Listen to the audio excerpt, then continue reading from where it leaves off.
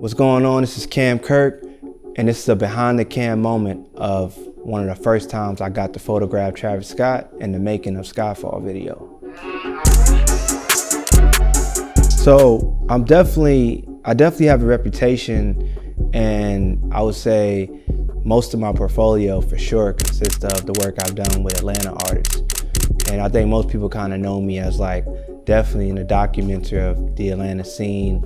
I think a few blogs have called me like the Eye of Atlanta, names of that like that. But a lot of people, I don't know if they recognize or remember, like I definitely had a stint working with Travis Scott around like days before Rodeo time, which led to the Rodeo tour that I went on with him. But I met Travis Scott actually at Metro Boomin's house.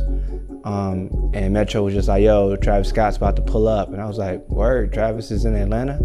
And he pulled up, and I remember just that time was like when the Migos were kind of first popping off. Rich Homie Quan was popping off. It was like that crazy music scene in Atlanta. And it was just like everybody was kind of adapting or kind of being drawn into what we were doing in Atlanta and what the scene was. And that was kind of how the working relationship between Travis and Metro first started. And I was kind of given the opportunity or the privilege to really kind of document a lot of what was going on around that time. I was able to sit in a lot of crazy studio sessions where I got to hear a lot of days before Rodeo and actually be there for the creation of a lot of these songs. And one of the ones that definitely stands out to me is probably the most iconic session I've ever been a part of, which is the making of Skyfall.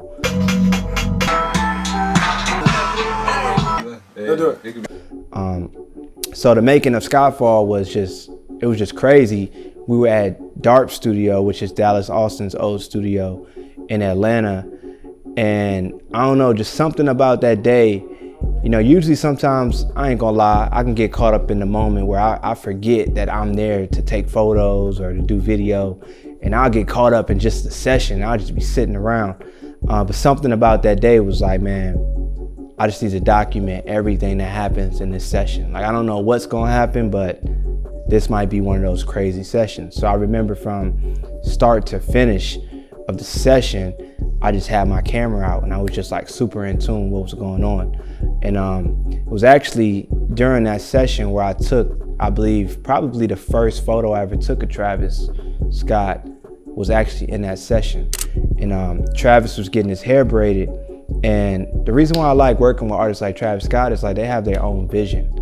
Like it's a true collaboration. Like they don't just expect you to figure out how to make them hot. Like they will almost direct you on what you should do to get this shot.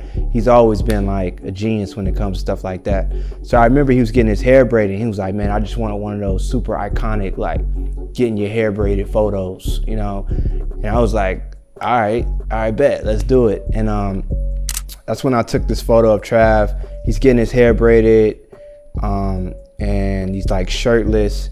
But if you paid attention to how the stories align, you would notice that that's the beginning of my making of Skyfall video, where Travis is kind of getting his hair braided, coaching Metro a little bit on how he thinks the beat should sound.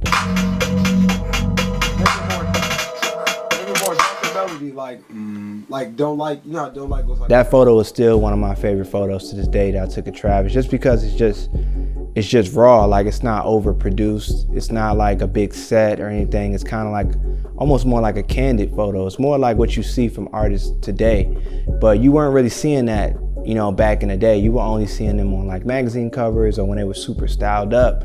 It wasn't like too many photographers who had like the access to get like those intimate moments. So that photo kind of stands out for sure. That and the video, making the Skyfall video, both of those kind of moments have just been iconic in my career so far.